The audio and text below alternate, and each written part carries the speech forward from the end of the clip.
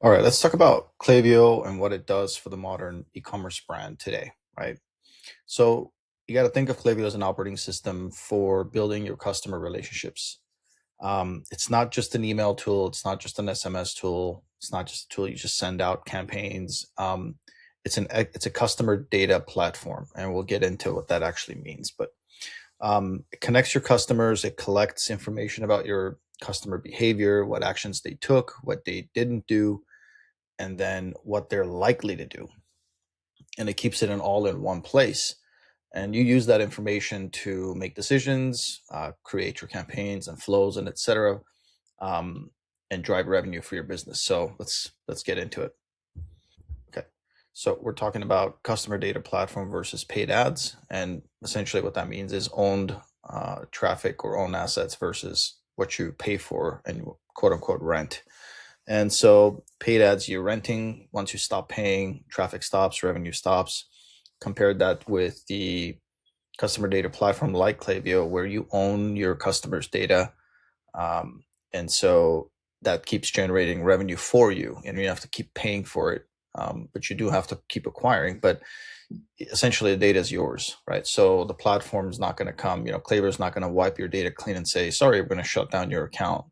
And so that's a really important distinction.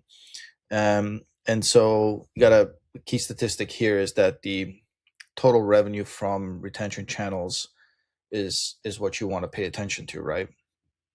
And so like in a healthy e-commerce brand, 30 to 40% of your total revenue should come from your email, SMS flows, right? In this case, your content customer data platform, your Klaviyo account should bring 30 to 40% of your total revenue.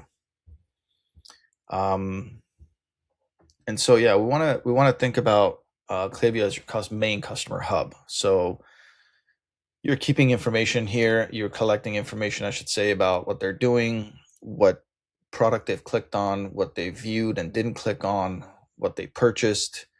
And so with that information, you're able to predict what they're likely to do in the future. And that is golden, right? So if you can actually predict, someone purchased supplements from you 3 months ago, and they're not subscribed for a 3 month subscription of the supplements, for example. But you're like, yeah, this was a 3 month supply. So every 3 months, every 2.5 months, you should have some sort of a flow sent to that specific customer segment, to remind them to sign up and things like that, because already, right? They're most likely to purchase, and they've given a review, perhaps a positive review of the product, 10 days in, 20 days in.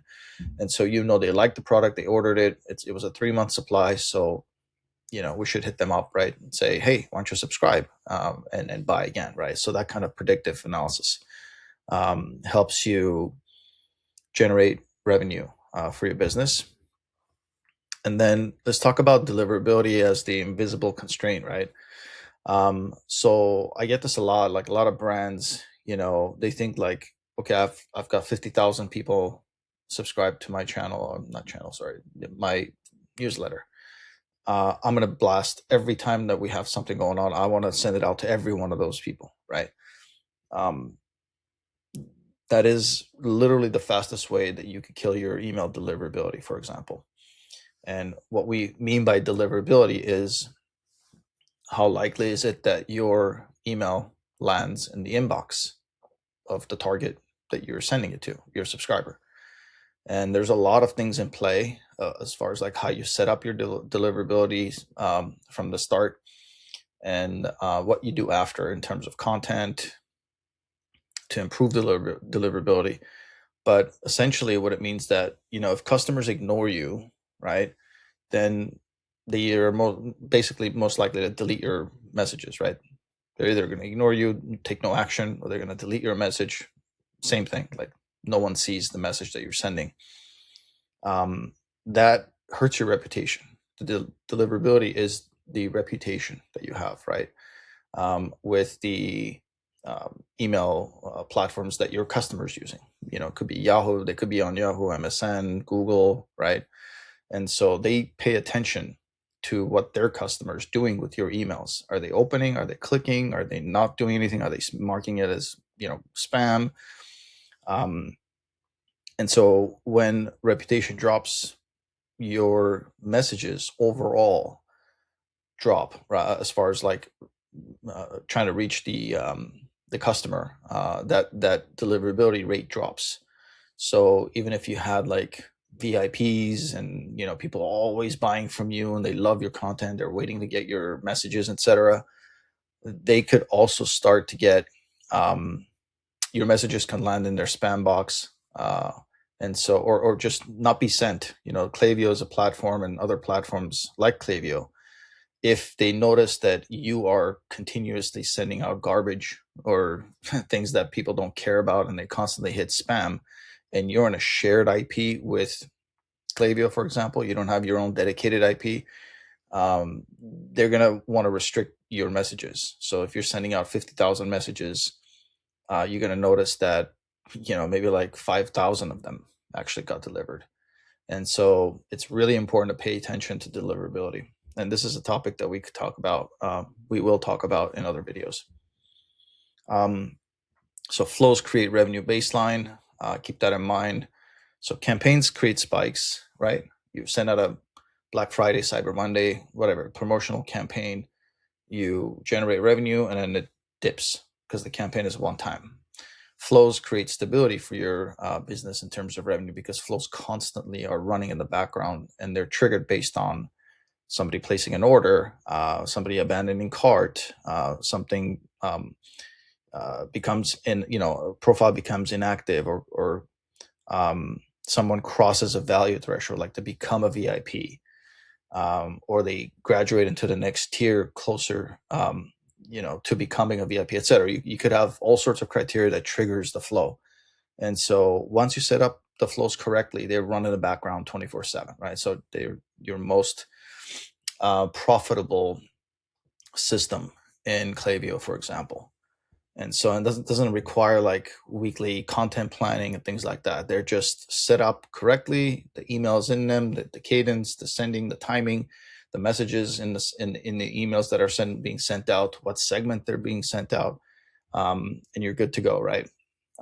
So that's the flows are where most of your Klaviyo ROI is going to come from. Now let's talk about being more predictive rather than reactive, right, with Klaviyo. So Klaviyo goes, beyond the basic flows that we just talked about, automations, flows, same thing. So we're predictive models. You're no longer just reacting to what the customer is doing or not doing. They took an action on something or they didn't, right? Now you're anticipating. We talked about this a little bit earlier about what they're likely to do based on historical information about the customer. And so things like you can find out who's actually at risk of churning, right? So you're trying to predict which segment. You can create a segment out of this, but which profiles, which subscribers are at risk of churning, who's likely to reorder soon. We talked about the subscription model earlier. Who has a high lifetime value potential. So someone who's not a VIP yet, but they're only certain points or whatever away from being a VIP, you could actually find out who they are and be more proactive and push them to make that additional purchase, or to reach that level. So it just allows you to make strategic revenue generating decisions based on the vast amount of data that you've collected in Klaviyo. What are the metrics that you should pay attention that actually matter, right? The open rates, a lot of times in the past we were like, oh, open rates, but like, open rates are not reliable. So opens no longer measure human attention. There's privacy features that are auto triggering opens, like Apple, for example, Apple phones. And so they're only useful as a delivery, they're like a deliverability health check, but nothing more. So, and you obviously an open rate, when someone opens your email, it doesn't mean they bought, doesn't mean they clicked, it doesn't mean they liked what you have to say, right? So, and then going to click rates, they show intent, but from a small subset. So many customers convert without even clicking, right? They could see, they open it, they click, they don't buy, and then they come back later directly to your website. They remembered, and then just buy after that, right? Um, Clicks indicate interest, but not a total. They're not like very impactful, right? Um, what actually matters. So, what do you want to actually pay attention to is the revenue per recipient, the customer lifetime value, and the retention performance over time. So, how much are people buying from you per profile, their lifetime value, and then are they coming back to purchase? Are they repeat customers? Um, and then, so what changes after this particular lesson? So you want to stop treating it like a newsletter tool. Like Klaviyo is not just, like I said, a newsletter tool, right? Or just to send out SMS campaigns once in a while. Treat it like a customer hub, data hub, and treat it like a treasure chest of data that you could use to make predictive decisions about your business to increase revenue. And so just things to keep in mind: campaigns, create spikes, as we mentioned. Um, Flows create more stability for you. So pay attention to your flows. Make sure you have all the standard flows you should have as an e-commerce brand, and that they are optimized. Okay, you don't just create it and forget about it. You want to optimize the messaging, the subject line, the preview text, what's in actual emails, what's going on. There's a lot that you can do in flows, and we'll talk about it in other videos, but flows are huge. So keep that in mind. And revenue per recipient matters more than opens or clicks. So that's the metric, right? That's what you want to pay attention to. On top of the others that I mentioned earlier, I think in this, yeah. So lifetime value, revenue per recipient, and the the retention performance. In other words, how are you retaining customers?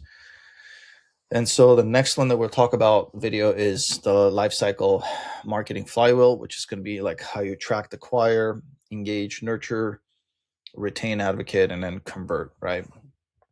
Or convert and then retain, advocate. So with that, I'll keep it short. I don't want to ramble too much, but I'll see you in the next video.